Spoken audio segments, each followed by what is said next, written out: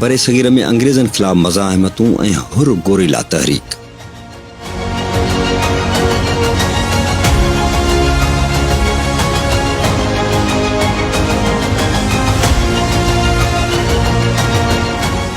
हुर तहरीक अंग्रेज़ साम्राज्य ख़िलाफ़ नंढे खंड जी गैर मामूली गोरिला तहरीक हुई, जंहिं सिंध अंदरि अंग्रेज़ राज ख़िलाफ़ मुख़्तलिफ़ शिकिलनि में हिकु डिघी वेड़ विड़ी। नंढे खंड में अंग्रेज़ साम्राज्य ख़िलाफ़ मज़ाहिमतुनि जी तारीख़ खे सम्झण लाइ उन दौर जी कुझु तारीख़ी वाक़िअनि ऐं उन जे मुहरकनि खे सम्झणु ज़रूरी आहे। मुग़ल सल्तनत ऐं हिंदुस्तान जी सियासी बीहक।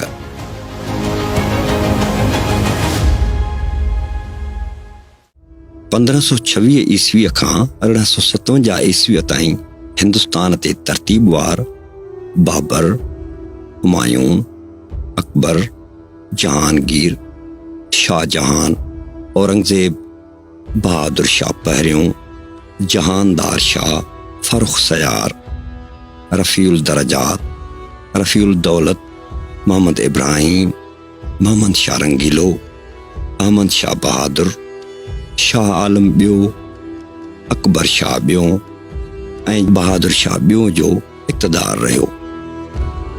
जंहिं त हिंदुस्तान घण क़ौमी, घण नसुली ऐं घण मज़हबी ख़ितो हुयो, उन करे मुग़लनि मुक़ामी सरदारनि, नवाबनि ऐं जागीरदारनि खे पंहिंजी सल्तनत में इलाइक़ा विराए ॾिना हुया। तंहिं करे हिंदुस्तान जी सूरत कंहिं हिकु मुल्क वारी न हुई।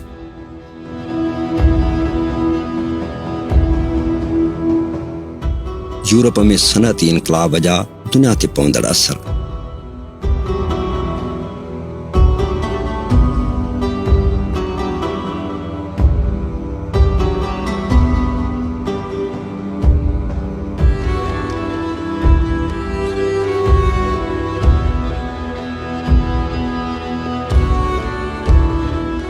यूरोप जी 15वीं सदीअ वारे सनअती इनक़लाब समूरी दुनिया ते पंहिंजा गहरा असर छॾिया हुआ, जंहिंजे नतीजे में सरमाएदारी जनम वठी वालार ऐं बेठकती राज खे जनम ॾिनो।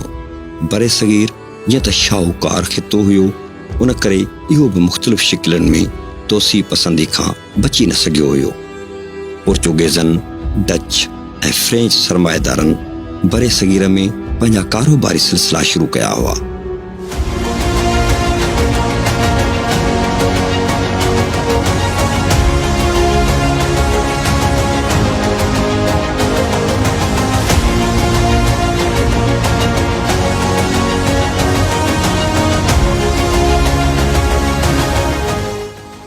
ईस्ट इंडिया कंपनी जो हिंदुस्तान में अचणु।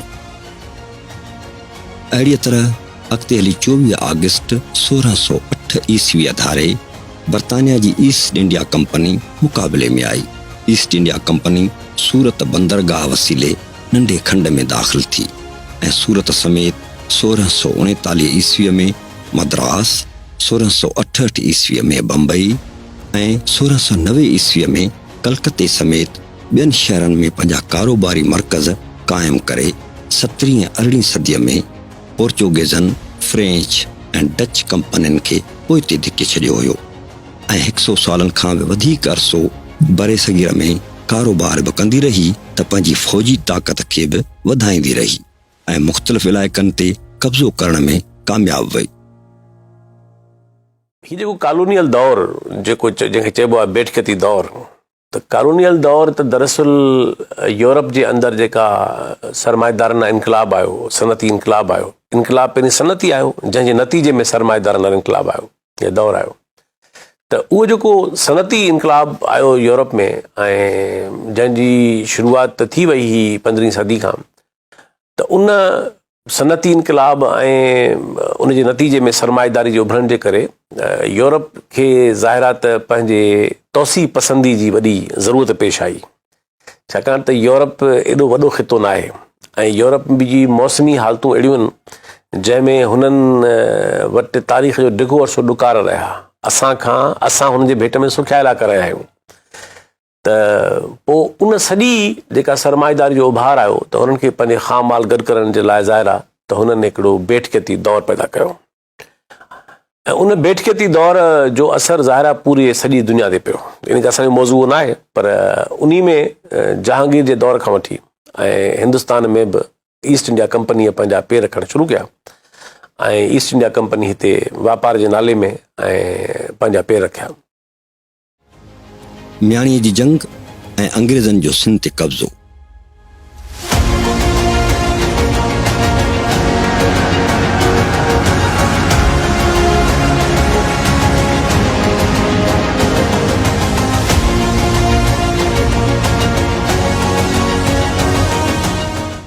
हिंदुस्तान ते अञा कंपनीअ जो राज हुयो ऐं बाज़ाब्ता ब्रिटिश पार्लियामेंट अंग्रेज़ राज जो ऐलान न कयो हुयो त चार्ल्स नेपियर 17 फरवरी 1843 ईस्वीअ ते हैदराबाद लॻ म्याणी जे मैदान ते टालपुर हुक्मराननि जे फ़ौजुनि सां जंग करे सिंध ते कब्ज़ो करे वरितो। उन वक़्तु हुर जमायत जो सरबराह पीर साईं अली गौहर शाह असगर बंगुले धणी हुयो, जंहिंजा मीर शेरमन टालपुर सां वेझा तालुकात हुआ ऐं चयो थो वञे त खेसि ज़हर ॾेई शहीद कयो वियो हुयो। अंग्रेज़नि जेके लिखियो आहे तंहिंजा ॿ सबब आहिनि। हिकु त हुननि इहो ॿुधाइण थी चाहियो पंहिंजनि अंग्रेज़नि खे हुते त असां वॾो कारनामो कयो आहे, इन खे असां सिंध फ़तेह कई आहे, पर वॾो कारनामो कयो आहे। माना त असां तमामु 2-3 माण्हू हुआसीं, हुते 60 माण्हू हुआ त बि असां खटी वियासीं। हुन सॼो जेको उन तरीक़े सां उन ॻाल्हि खे हलायो आहे। ॿियो जेको रुख आहे जंहिंखे जेकर माण्हू इंसाफ़ सां ॾिसे त ही जेका चार्ल्स नेपियर जो हमिलो आहे सो बिना पुछण जे, बिना इतलाह जे, बिना जेके रूल्स रेगुलेशन या जेके मुआहिदा हुआ हिते सिंध हुकूमत सां उन्हनि जे कयो वियो ओचितो। जॾहिं ओचितो हमिलो थिए थो त आॾो जेके माण्हू आहिनि तन खे इतलाह कोन थो मिले त केरु अचे थो, कॾहिं अचे थो। पछाड़ी ताईं बि टालपुरनि खे ख़बर कान हुई त को हमिलो थियण वारो। हुन चयो त हमिलो कोन थींदो, छाकाणि हिननि सां असांजा मुआहिदा आहिनि। जेको हुननि जो असां वटि आहे रिकॉर्ड, हिकिड़ो नक्शो लॻो पियो आहे जो म्याणी जे ॿेले में हाणे आहे हल न आहे, पर तव्हां ॾिसी छॾियो त उन मां ई बाक़ाइदे तयारु हुआ त असांखे हैदराबाद ते कब्ज़ो करिणो आहे, टालपुरनि खे क़ैद करिणो आहे, सिंध ते असांखे पंहिंजो कब्ज़ो ॼमाइणो आहे। हाणे इन ख़्याल खां जेको माण्हू हूंदो सो वॾी तयारी सां ईंदो। फ़क़ति इहा तयारी हिननि वटि कान हुई, पर उन खां सवाइ हू अॻु में ख़ैरपुर मां इहो सॼो तजुर्बो करे आया। ख़ैरपुर मां मीर रुस्तम ख़ान खे अॻु में आयो हो हिते ॼाण करणु, कब्ज़ो कयो हो टालपुर हुते चार्ल्स नेपियर सोभो ओचितो। ऐं उहो एॾो हिकिड़ो ज़िद्दी माण्हू हासिदो हो जो ख़ैरपुर मां ॿाहिरि वञी इमामगढ़ जो क़िलो हो तंहिंखे वञी दारू सां उॾायईं, फ़क़ति ज़िदे करे, हालांकि हुते माण्हू केरु कोन हो। तंहिंजे करे हिते जेको चवणु त 2 मिंटनि 3 मिंटनि में ख़तमु थी वई, सा ॻाल्हि मञण जहिड़ी कान्हे। इन जो हिकिड़ो बहितरीनु तरीक़ो इहो आहे त जेको आहे मैदान आहे म्याणी वारो, उते अञा ताईं हिकिड़ो वॾो मुक़ाम बीठो आहे। हिकिड़े पासे खां यादगार अंग्रेज़नि जो बीठो आहे, जंहिं लिखियो पियो आहे त कहिड़ा कहिड़ा माण्हू हुते मुआ। होॾो जेको मुक़ाम आहे सो तमामु वॾो आहे, हाणे निहायत अफ़सोस आहे घटिजी वियो आहे, पर मूं उन खे ॾिठो 40-50 साल अॻु में।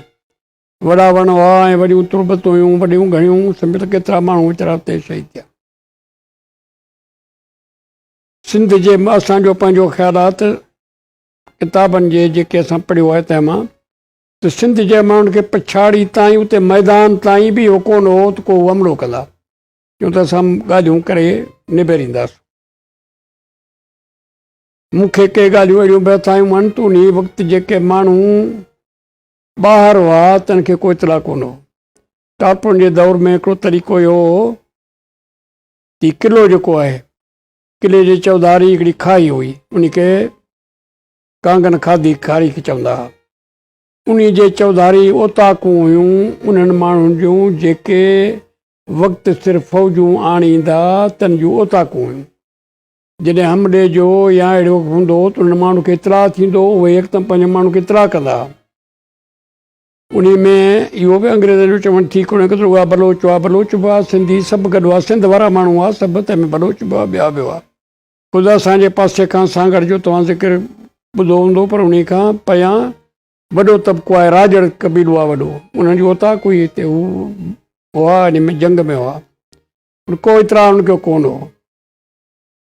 सम्झो त लगारी जेके हुआ इन पासे सांगड़ जे पासे तन खे को इतला कोन हो। जेके दादू जे पासे दरिया जे परे पासे जेके माण्हू हुआ, हितां कोटड़ी खां वठी वरी असां मथे वञी शिकारपुर ताईं वञूं त को इतला कोन हो। फ़क़ति जेके माण्हू हिते मौजूदु हुआ, हाज़िर हुआ, हैदराबाद शहर जेको हो उन जी असकियत आई, उहे जेके गॾु थी वञूं हुते। हिकु त हू अॻु में विया त भई ॾिसूं त हालात कहिड़ा आहिनि, पकी कान हुई छा थो थिए छा नथो थिए, तंहिंजे करे हुननि जो गॾु थियणु हिकु ॿ ॾींहं अॻु जो हो। घटि में घटि चवंदासूं त हिकु ॾींहुं सॼो लड़ाई हली, जेका दूबदू लड़ाई हुई, जेका अॻु में रिथा वेहण करणु इहो वधीक आहे, पर जेका सही सिधी जंग आहे सा बि हिकिड़ो ॾींहुं सॼो ॾींहुं हली आहे।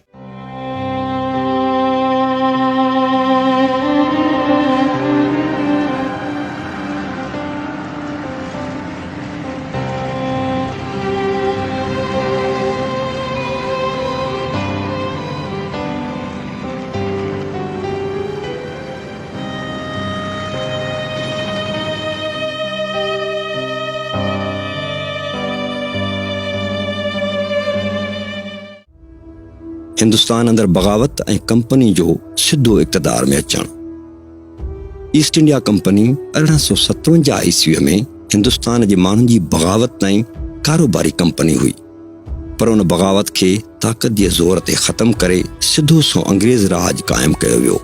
ईस्ट इंडिया कंपनी जी हिकु सदीअ खां वधीक अरसे में अंग्रेज़ साम्राज न रुॻी कारोबार कयो हुयो, पर ईस्ट इंडिया कंपनी उन अरसे दौरान पंहिंजी फ़ौजी सघ बि वधाई हुई त मज़ाहिमतुनि खे बि मुंहुं ॾिनो हुयो। कंपनीअ जे अणसिधे राज दौरान 1757 ईस्वीअ में सिराज दौला प्लासीअ में कर्नल रॉबर्ट सां जंग कई, पर शिकस्त खाइण खां पोइ कलकते ते रॉबर्ट क्लाइव कब्ज़ो करे वरितो। रुॻी प्लासीअ जी जंग न, पर कंपनीअ जे दौर में ई नंढे खंड अंदरि अंग्रेज़ साम्राज ख़िलाफ़ नंढियूं वॾियूं मज़ाहिमतूं थींदियूं रहियूं। ॾखण हिंदुस्तान जे मैसूर वारनि इलाइक़नि में 1799 ईस्वी धारे टीपू सुल्तान जूं कंपनीअ ख़िलाफ़ मज़ाहिमतूं बि तारीख़ जे रिकॉर्ड ते आहिनि। अॻिते हली 1857 ईस्वीअ वारी बग़ावत खां पोइ बाज़ाब्ता तौरु बर्तानिया जी पार्लियामेंट अंग्रेज़नि जे कब्ज़े जी मंज़ूरी ॾेई बाक़ाइदा अंग्रेज़ राज क़ाइमु करे छॾियो। दरअसल 17वीं सदीअ जे आख़िर खां 18वीं सदीअ वारो समूरो अरसो मुग़लनि जे ज़वाल जो दौर हुयो। 1556 ईस्वीअ खां 1605 ईस्वीअ ताईं हुक्मरानी करे शहनशाह अकबर 63 वरनि जी ॼमार में वफ़ात कई त संदसि पुटु जहांगीर मुग़ल सल्तनत जो वाली बणियो ऐं संदसि 22 साला दौर में ईस्ट इंडिया कंपनी कारोबारी सरगर्मियुनि में ज़ोर वठणु शुरू कयो हुयो। उन खां अॻु पोर्चुगेज़ अकबर जे दौर में ई गोवा ते कब्ज़ो करे चुका हुया, जेको ईस्ट इंडिया कंपनी जे अचण बावजूदि ढिघो अरसो क़ाइमु रहियो।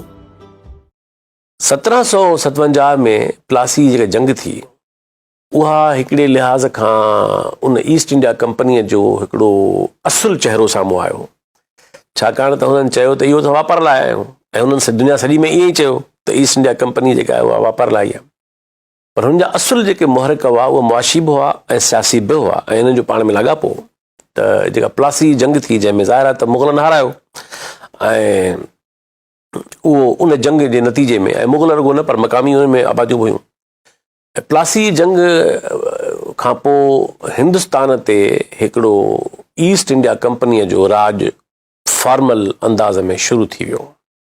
माना हाणे बेठकती निज़ाम पंहिंजी हिकिड़ी बिल्कुलु फॉर्मल शिकिल में, पर ईस्ट इंडिया कंपनी अञा ब्रिटिश पार्लियामेंट साम्हूं न आई आहे, अञा बरतानवी पार्लियामेंट सिधी रीति साम्हूं न आई आहे, जेतोणीकि उनजे पोयां उहा आई हुई।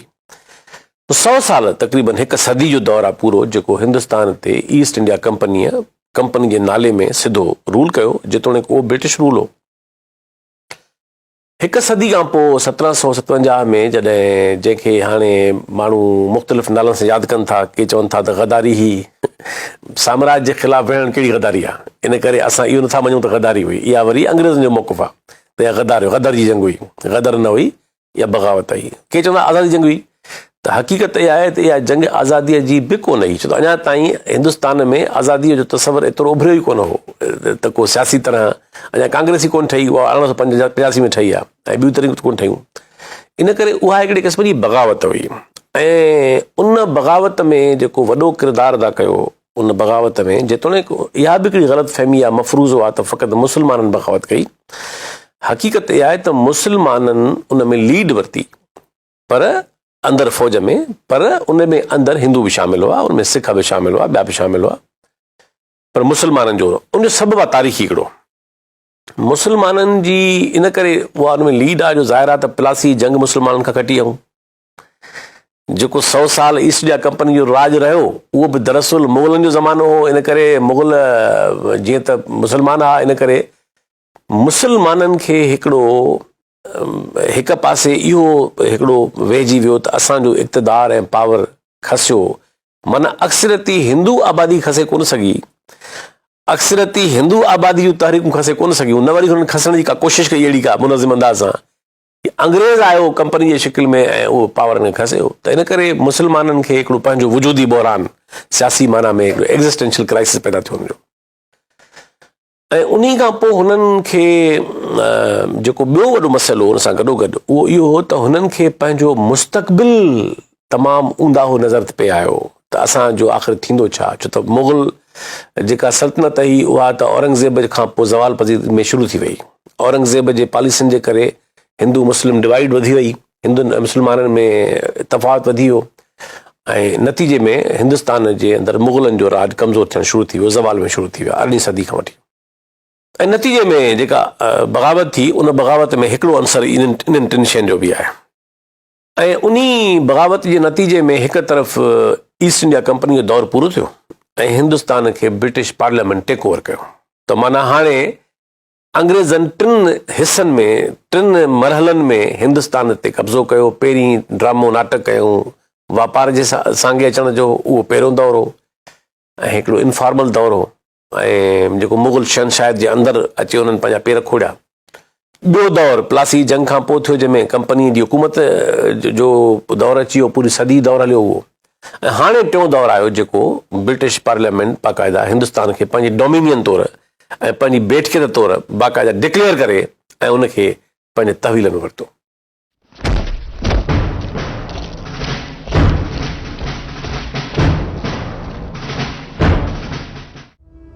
अंग्रेज़नि जे कब्ज़े खां पोइ होरनि ख़िलाफ़ कारवायूं।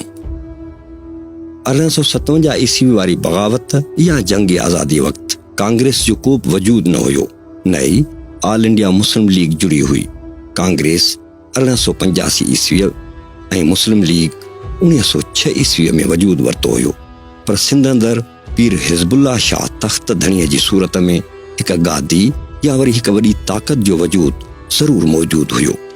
जेतोणीकि 1857 ईस्वी वारी बग़ावत में पीर हिज़्बुल्लाह शाह जी उमिरि 15 साल हुई। तंहिं करे इहो नथो चई सघिजे त 1857 ईस्वी वारी जंग में हुर फ़क़ीरनि हिसो वरितो हुयो, पर कुझु किताब लिखनि था त उन वक़्तु फ़र्क़ वारनि फ़क़ीरनि मां केतिरनि उन जंग में हिसो वरितो हुयो। बहरहाल हीअ ॻाल्हि वधीक तहक़ीक़ तलब आहे। उन हूंदे बि इहे शायदियूं तारीख़ जे किताबनि में मौजूद आहिनि त 1860 ईस्वी वारे ॾहाके में जॾहिं पीर हिज़्बुल्लाह शाह ते अंग्रेज़ सरकार मुख़्तलिफ़ केस मढ़िया हुआ त उतां खां अंग्रेज़ साम्राज्य ख़िलाफ़ मज़ाहिमत जी शुरूआत थी चुकी हुई, ऐं उन मज़ाहिमत मुख़्तलिफ़ शिकिलुनि में 1860 ईस्वीअ खां 1888 ईस्वीअ ताईं हिकु गोरिला जंग वारी शिकिल अख़्तियार करे चुकी हुई।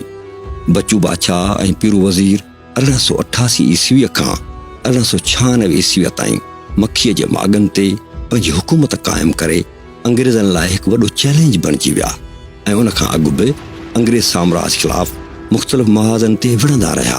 मखी ऐं अछड़ोथर संदन मौरकनि जो वॾो मर्कज़ हुयो। असां जॾहिं हुर तहरीक ते ॻाल्हायूं था त इन जो सॼो पस मंज़र आहे अंग्रेज़ साम्राज्य जे ख़िलाफ़ हिकिड़ी जदोजहद। धारियुनि जे ख़िलाफ़ हिकिड़ी जदोजहद। बागारा ख़ानदान हमेशह जेको आहे सो धारियुनि जे ख़िलाफ़ मतिलबु अंग्रेज़नि जे ख़िलाफ़ रहियो ऐं ज़ाहिर आहे उनजा मुरीद इन सॼी जदोजहद में शामिल रहिया। हाणे हुर तहरीक असां सोचूं जॾहिं पस मंज़र में था वञूं त कीअं शुरू थी। ॻाल्हि त पहिरीं हुर तहरीक सैयद अहमद शहीद खां शुरू था कनि। पीर साहब पगारा अवल जेको सब्तुल्ला शाह हो सैयद अहमद शहीद हिते आयो, पोइ हुन जॾहिं जहाद पियो कयो सिखनि जे ख़िलाफ़ ऐं हितां खां जेको आहे सो फ़क़ीरनि जमायतुनि जी मदद कई, पीर साहब पगारे मदद कई। उनखां पोइ वॾी जेका जदोजहद असांखे नज़र अचे थी उहा आहे या मक़ामी माण्हुनि जी हिते हिन सिंध में त उहा बच्चू बादशाह पीरू वज़ीर नाले सां मशहूरु थी। बच्चू बादशाह पीरू वज़ीर वारो दौरु जेको आहे उहो 1890 खां वठी 1900 ताईं 10 सालनि में तमामु तेज़ कारवाइनि वारो रहियो आहे। छा हो जो उन दौर में मीर जेके हुआ अंग्रेज़नि जा ख़ासि माण्हू हुआ ऐं उनजो हिकिड़ो ख़ासि जेको चऊं त छुटल भुरगड़ी हुन कुझु हिते अची हिन इलाइक़े में मखी जे इलाइक़े में ज़्यादतियूं कयूं। मुल्ला ज़ात जा हुआ, उन्हनि सां कुझु ज़्यादतियूं थियूं। पोइ उन्हनि अची बच्चू बादशाह खे दांह ॾिनी ऐं उन चयो त असांजे नंगनि ते हिननि माण्हुनि हथु विधो आहे, असां सां ज़्यादतियूं थियूं आहिनि, तव्हां असांजे लाइ जेको आहे सो मदद कयो, असां त असांजी ज़िंदगी जेका आहे ज़हर भरिजी वई आहे। पोइ बच्चू बादशाह ऐं उनजे जेको आहे पीर वज़ीर वारनि वञी छुटल भुरगड़ी ते खैरपुर में उन सां पलांत कयूं। उनखां पोइ मीरनि खे वॾी कावड़ आई ऐं उन अंग्रेज़ सरकार सां मिली हुननि जे ख़िलाफ़ चयो त हीअ धाड़ियल आहिनि, हीअ भॻल आहिनि ऐं हिननि खे धाड़ियल करार ॾिनो वञे। उतां खां जेको आहे सो उन्हनि वरी कारवायूं शुरू कयूं ऐं इन्हनि जे ख़िलाफ़ हिकिड़ो जेको आहे सो महाज़ क़ाइमु कयूं। इन दौरान जेके पुलिस जा या सरकार जा जेके ऑफिसर हुआ उनजा 2 मिसाल ॾियां थो त हिकिड़ो ज्वाला सिंह हो ऐं ॿियो कारो नाले सूबेदार सलीनाब आज़ाद जो खोसो हो। उन वॾियूं ज़्यादतियूं कयूं इन आड़ में। बच्चू बादशाह पीरू वज़ीर सां विड़ी कोन थे सघिया, पर ॿियनि माण्हुनि खे गिरफ़्तार करणु, ॻोठनि खे साड़णु ऐं उन रिएक्शन में जेको आहे सो उन्हनि हिकिड़ो जानिब जे ढोरे में बुनियादी हिकिड़ो लोढ़ो बि क़ाइमु कयो जिते जमायत खे वञी बंदि कंदा हुआ ऐं अहिड़ियूं ॿियूं बि जेके आहिनि जेके जायुनि ते बि जेको आहे सो उन्हनि आर्ज़ी कैंपूं क़ाइमु कयूं। उन्हनि तमामु घणियूं ज़्यादतियूं कयूं। हाणे ज्वाला सिंह जेको आहे सो बाक़ाइदा चैलेंज करे आयो ऐं चई त आउं जेको आहे सो हुननि खे ॾिसी रहंदुसि। चैलेंज करे जी जेको आहे सो बहरम बरी वारे मेले में वेठो, फ़क़ीरनि उन चैलेंज खे क़बूलु कयो ऐं पोइ जेको आहे सो उन दौर में कमाल ख़ान निज़ामाणी इन मेले में वञी उनजी निशानदेही कई ज्वाला सिंह जी ऐं पोइ जेको आहे पीरू वज़ीर जी क़यादत में जेको आहे 7 फ़क़ीर हुआ उन्हनि हमिलो कयो ऐं ज्वाला सिंह जेको आहे सो उते मारिजी वियो। ईअं जेको आहे सो कारो सूबेदार जो मशहूरु हो उहे बि ईअं मारिजी विया। ईअं खोड़ सारा हिकिड़ा मुक़ाबला थिया। उनखां पोइ छा थियो जो इन रिएक्शन में मिस्टर जेम्स ऐं लूकस इन्हनि हुर जमायत लाइ हिकिड़ो ऋण ॿारे ॾिनो। ॿारनि बच्चनि खे गिरफ़्तार करणु, माण्हुनि ते केस दाख़िल करणु ऐं सॼो एरिया जेको आहे ॻोठनि खे साड़णु, मखी जे ॿेले में बाहियूं ॾियणु, मखी जे ॿेले में जेको आहे सो नाजाइज़ी माण्हुनि सां करणु, तमामु हिकिड़ो उन्हनि अजीब क़िस्म जो रिएक्शन ॾेखारियो। उनजो नतीजो इहो निकितो त काफ़ी माण्हू जेके आहिनि पीर साईं अली गौहर शाह माफ़ेदानी उन दौर में हो, उनखे शिकायतूं कयूं त साईं क़िबला जेको आहे सो हुरनि जी आड़ में आम जमायत आम माण्हू सिंध जो जेको आहे सो ॾाढो भोॻे पियो। हाणे इहे कारवायूं ख़तमु थियणु घुरिजनि। सरकार जो वॾो प्रेशर हो। पोइ पीर साहब अली गौहर शाह पंहिंजे ख़लीफ़नि जे थ्रू फ़क़ीरनि खे चयो बाबा यादि हाणे विड़ी शहीद थियो या पेश पओ जी अवाम जेका आम आहे इन जंग में जेका भोॻे पई इन तां जेको आहे सो तकलीफ़ूं ख़तमु थियनि। पोइ अहिड़े नमूने जेके 12 बहिरोटिया हुआ बच्चू बादशाह पीर वज़ीर वारा फ़क़ीर, उहे पीर वज़ीर मुक़ाबले में आयो ऐं झूड़े लहर वटि जेको नवाबशाह रोड ते आहे हींअर उते मुक़ाबिलो थियो। पीर वज़ीर शहीद थियो ऐं बच्चू बादशाह बाद में जेको आहे सो पेश पियो, जंहिंखे जेको आहे सो सांगड़ में फांसी ॾेई शहीद कयो वियो ऐं अहिड़े नमूने कुझु फ़क़ीर फांसी चढ़िया ऐं कुझु शहीद थिया। इहा तहरीक जेका आहे सा उते जेका आहे ख़तमु थी। सिंध खे बम्बई में शामिल करणु। जीअं ई 17 फरवरी 1843 ईस्वीअ ते अंग्रेज़ साम्राज सिंध खे फतह कयो त जल्दी 1000 सालनि जी तारीख़ी वतन खे 1847 ईस्वीअ में बम्बई प्रेसिडेंसी जो हिसो बणाए छॾियो ऐं टालपुरनि खां खसियल हिकु आज़ाद खिते खे कमिश्नर जे इंतज़ाम हेठि ॾिनो वियो। अॻिते हली 1868 ईस्वीअ में सिंध एक्ट पास करे कमिश्नर खे ज़रे घटि सिंध ते हुकुमरानी जो अख़्तियार ॾिनो वियो। हालांकि ॾिठो वञे त बम्बई ऐं सिंध न रुॻी मुफ़ासिले जे लिहाज़ खां हिक ॿिए खां कोहे दूर हुया, पर ॿिन्ही खितनि जो सक़ाफ़ती, मुआशी, मज़हबी ऐं माहौलियाती हालतूं बिन्हियां मुख़्तलिफ़ हुयूं ऐं इन क़दम सिंध जी ईंदड़ तरक़ीअ में तमामु वॾियूं रुकावटूं विधियूं। अहिड़ी सूरत हाल खां पोइ सिंध जे माण्हुनि में बेचैनी ऐं क्रोध सां गॾु हुरजमायत जे फ़क़ीरनि में कावड़ पैदा थी। अहिड़ी कावड़ जो इज़हार 1860 ईस्वीअ खां पोइ हुरनि जी मुख़्तलिफ़ मज़ाहिमती शिकिलनि में साम्हूं अचे थो। हिंदुस्तान जे तारीख़ में अंग्रेज़नि जे दौर खां अॻु ताईं जेकॾहिं को ख़ितो सभिनी मां मज़लूम रहियो आहे त उहो पंजाब रहियो आहे। हिन माना में जंहिंखे बि दिल्ली फतह करणी हूंदी हुई, आगरो फतह करणो हूंदो हो, कलकत्तो फतह करणो हूंदो हो, या हिंदुस्तान जा मर्कज़ जेके पावर जा उहो फतह करणा हूंदा त उनजो लंघु दिल्ली हो। इन करे उहो पहिरीं लाहौर खे जेसि ताईं ताराज न कंदा हुआ, उनखे फतह न कंदा हुआ ऐं ज़ुल्म जी बाज़ार गरम न कंदा हुआ, सिसनि जा मीनार उभा न कंदा हुआ त अॻिते वधी न सघंदा हुआ। इन करे पंजाब में चवंदा हुआ त तारीख़ी तरह त पंजाब जा माण्हू कमाईंदा ई ॿाहिरि जेके हुकुमराननि जे लाइ जेके ईंदा हुआ, महमूद गज़नवी खां वठी 11वीं सदी खां वठी ऐं वेंदे इहो दौरु हलंदो रहियो। त रंजीत सिंह हिकिड़ो अहिड़ो हुकुमरान हो जेको जंहिं टेक ओवर कयो त हुन, मां चवंदो आहियां त रंजीत सिंह यूनान जो जीअं फिलिप आहे, जीअं सिकंदर जो पीउ फिलिप हो, यूनान कॾहिं बि हिकु मुल्क न रहियो आहे। यूनान जा मुख़्तलिफ़ हिसा रहिया आहिनि। त जीअं सिकंदर जे पीउ फिलिप यूनान खे मैसेडोनिया जो हो, जीअं यूनिफाई करे हिकिड़े वतन जी शिकिल ॾिनी यूनान खे, यूनान जो जेको वतनी यूनान जो तस्वर जो ख़ालिक जेको आहे उहो ज़ाहिर आहे उहो सियासी अॻुवान हो। त रंजीत सिंह पंजाब खे पहिरियों दफ़ो ईअं मिलाए हिकिड़े मुल्क या हिकिड़े वतन जी शिकिल ॾिनी ऐं इहा बि हक़ीक़त आहे त रंजीत सिंह जी तौसी पसंदीदा जाइज़ कॾहिं तकरार कोन ॾिबी। सिंध खे फतह करण में चाहिं, ॿियनि खे इलाइक़नि खे फतह कयईं, इसराइकी वसे पंजाब जो हिसो कॾहिं रहियो ई कोन हो, इनखे फतह रंजीत सिंह कयो 1818 जे ज़माने में। त रंजीत सिंह जी तौसी पसंदी वारो जेको मनफ़ी पासो आहे उन सां गॾोगॾु ॿियो पासो इहो बि आहे हुनजो हिकिड़ो त रंजीत सिंह हिकिड़ो सेक्युलर माण्हू बि हो। रंजीत सिंह जी हुकूमत में जेतोणीकि अक्सरियत सिखनि जी हुई, जो पाण सिख हो, पर उन में मुस्लमान बि शामिल हुआ, उन में हिंदू बि शामिल हुआ, उन में ॿियनि मज़हबनि जा माण्हू बि शामिल हुआ। ऐं बहरहाल ऐं अंग्रेज़नि सां रंजीत सिंह टकर खाधो।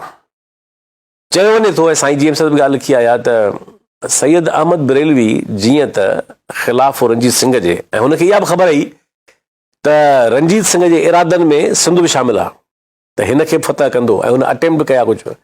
इन करे हुन छा कयो त हुन हिते अची ऐं जंहिंखे चयो वञे थो हुर तहरीक, उनखे ठाहींदड़ जेको पोयां कुवत हुई उहो सैयद अहमद बरेलवी ऐं शाह इस्माइल शहीद वारा हुआ, जिन हिते पीर साहब जो असरु ॾिसी, उन ज़माने में जेको उन ख़ानदान जो असरु ॾिसी, पीर मुरीदी जो निज़ाम ॾिसी, पावर जी शिकिल त हुई न हिकिड़ी, त हुननि खे ज़ाहिर जीअं त हे बि भली मज़हबी सही, पर हुआ त पॉलिटिकल तहरीक वारा माण्हू।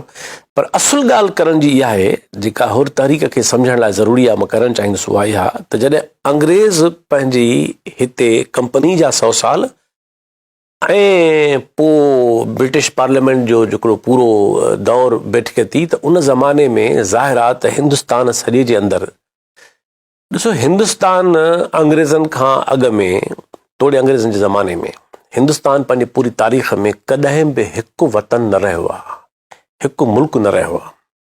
यानी जेके ग्लोरियस ईराज़ हुआ, हुनजा दौर हुआ, मौर्या घराणे जो ज़मानो ऐं मुख़्तलिफ़ दौर जेके आहिनि, उन ज़माने में बि हिंदुस्तान मुख़्तलिफ़ वतननि, क़ौमुनि, मज़हबनि जो ख़ितो रहियो आहे। पर अंग्रेज़ अची उन ते जो कब्ज़ो कयो त उन में हुन अंग्रेज़नि जे करे उहे जेके बि ताक़त जूं शिकिलियूं हुयूं, उन्हनि पंहिंजो पंहिंजो पाण खे थ्रेटन महसूसु कयो। उन में सभ खां वधीक मुस्लमान शामिल हुआ।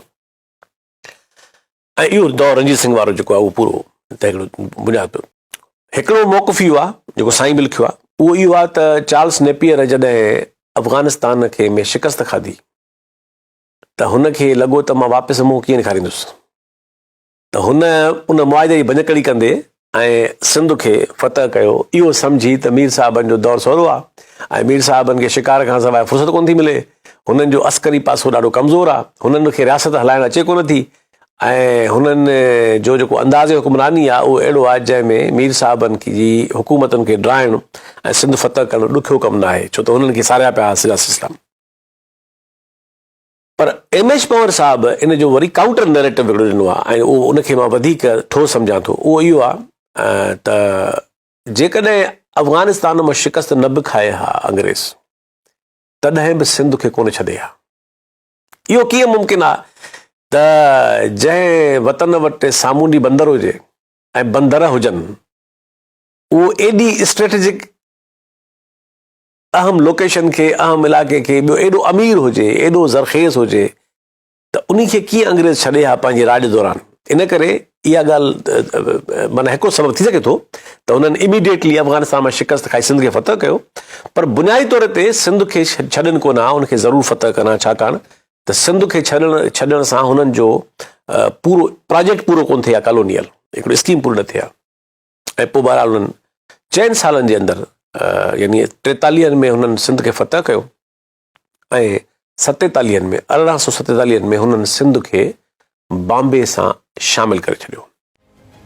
हुननि तरफ़ां अंग्रेज़नि ख़िलाफ़ ॿी वॾी मज़ाहिमत 1888 ईस्वीअ खां 1896 ईस्वीअ ताईं अंग्रेज़नि अॻियां हुननि जूं मज़ाहिमती वारदातूं मौजूदु हुयूं। तंहिं करे 1899 ईस्वी में जॾहिं चोथों पगारो वफ़ात करे वियो ऐं शाह मर्दा शाह 5 पगारो मुक़ररु थियो त अंग्रेज़नि हुर जमायत खे पंहिंजे लाइ सख़्तु ख़तरो महसूसु कयो ऐं हुर जमायत ख़िलाफ़ साज़िशूं शुरू कयूं ऐं मसंद नशीनी ते इख़्तिलाफ़ पैदा करायाऊं। इहो मामिलो कोर्ट ताईं वियो ऐं क़ाइद अज़म मोहम्मद अली जना इहो केस खटियो। 1899 ईस्वीअ खां 1921 ईस्वीअ ताईं शाह मर्दा शाह हयात हुयो त अंग्रेज़नि सां के वॾियूं बग़ावतूं न थियूं, पर जमायत कॾहिं कॾहिं भड़को ॾेई पहिरीं मज़ाहिमत खे ज़िंदा रखंदी पई आई। शाह मर्दा शाह खां पोइ जॾहिं 12 वरियनि जो ॿारड़ो पीर सबग़तुल्लाह शाह सानी 6 पगारो थियो त उन जी सरपरस्ती अंग्रेज़ सरकार सखर जे कलेक्टर हवाले कई। इहो 12 वरियनि जो ॿारड़ो सूर्या बादशाह थियणो हुयो। सूर्या बादशाह जो जनम मार्च 1909 में थियो हुयो। मुस्लिम लीग जी टिकट ते पीर साहिब पंहिंजा 1-2 माण्हू जेके से इजाज़त रहूं त भले बीहो। में हिकिड़ो हुयो डिप्टी जो ॻोठु सदबवासी जो रित हल्के में मोहम्मद लुकमान नालो हो उन जो। मोहम्मद असलम हिते हैदराबाद में पोइ वफ़ात करे वियो आहे। मोहम्मद असलम ॿिया बि हुआ, वॾो हुनजो आहे सिलसिलो। मोहम्मद लुकमान जेको सो तंहिंखे पीर साहिब जन बीहारियो हो, पर उहा हिकिड़ी साइड ते ॻाल्हि आहे।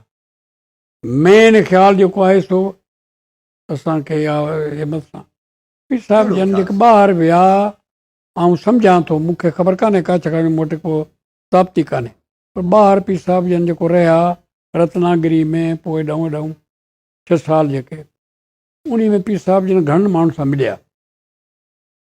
उनखे सॼी ख़बर पई त हिंदुस्तान जी सियासत कीअं थी हले, कहिड़ा कहिड़ा माण्हू आहिनि, छा था कनि पिया, कीअं था कनि पिया।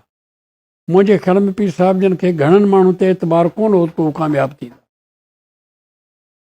पीर साहिब जन सम्झो थे त अंग्रेज़नि जे ख़िलाफ़ु लड़ण में छा छा असांखे घुरिजे करणु।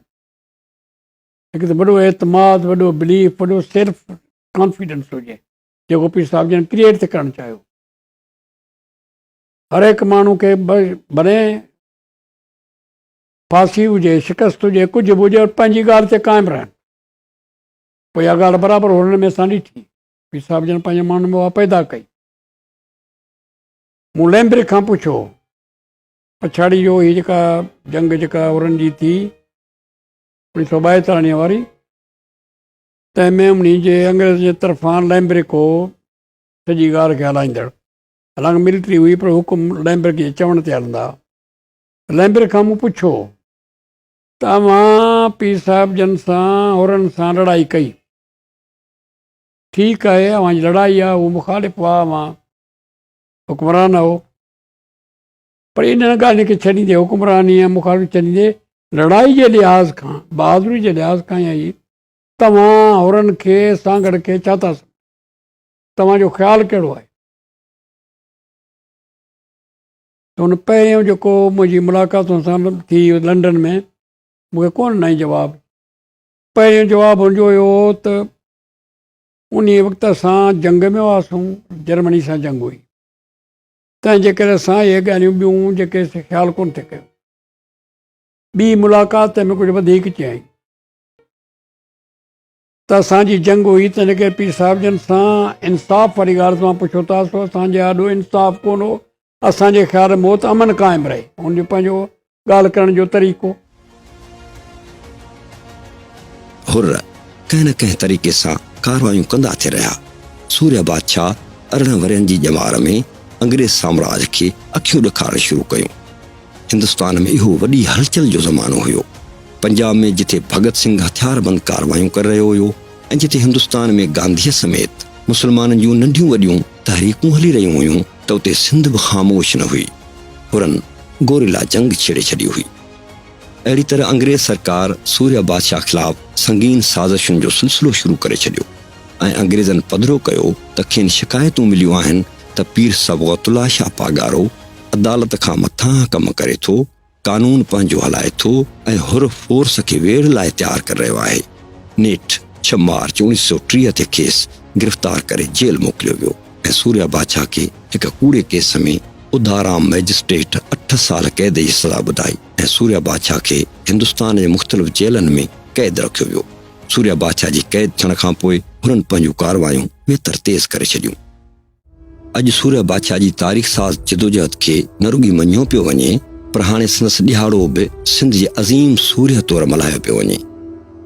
तारीख़दान बि हाणे इहो चवण ते मजबूर आहिनि त अंग्रेज़नि ख़िलाफ़ जिथे समूरो हिंदुस्तान विड़ी रहियो हुयो, उते सिंध बि हुरनि जे रूप में धारियुनि जी ग़ुलामीअ जो इनकार कंदे हिकु अहिड़े साम्राजी हुकूमत ख़िलाफ़ विड़ी रही हुई जंहिंजे राज तां सिज न लहंदो हुयो। जेकॾहिं हुर तहरीक गादी बचाइण जी तहरीक हुजे हा त पोइ अंग्रेज़ सरकार त हुरनि सां ठाह लाइ केतिरियूं कोशिशूं कयूं हुयूं ऐं सखर जे कलेक्टर केतिरा ई पैगाम सूर्य बादशाह ॾांहुं मोकिलिया हुआ। अहिड़ी तरह किन वरी अंग्रेज़ साम्राज्य ख़िलाफ़ विड़ी वेंदड़ हुर गोरिला तहरीक जे गाज़िन, शहीदनि ऐं मंसूरनि खे धाड़ेल चई सिंध धरती जे ज़ख़्मनि ते लूणु बुरकियो। इन क़िस्म जूं ॻाल्हियूं अंग्रेज़ साम्राज्य खे ख़ुशि करण लाइ चयूं वेंदियूं हुयूं त जीअं पंहिंजे धरती जे सौदे एवज़ वधीक फ़ाइदा हासिल करे सघजनि। तंहिं करे हुर तहरीक खे घणतरफ़नि सचाइनि सां ॾिसण जी ज़रूरत आहे। सूर्य बादशाह हिकु पीर ज़रूर हुयो, पर गाज़िन शहीदनि जे अज़ीम जदोजहद खे रुॻी मज़हबी या गादी बचाइण वारी तहरीक सम्झणु कंहिं बि रीति दुरुस्त न हूंदो। इहो सच आहे त फ़क़ीर पंहिंजे मुर्शिद जी हुकुम ते हिकु वॾे आलमी साम्राज्य सां विड़ी रहिया हुआ, पर बहरहाल संदन मुर्शिद जी रिथा अंग्रेज़नि खे सिंध मां तड़े कढणो हुयो।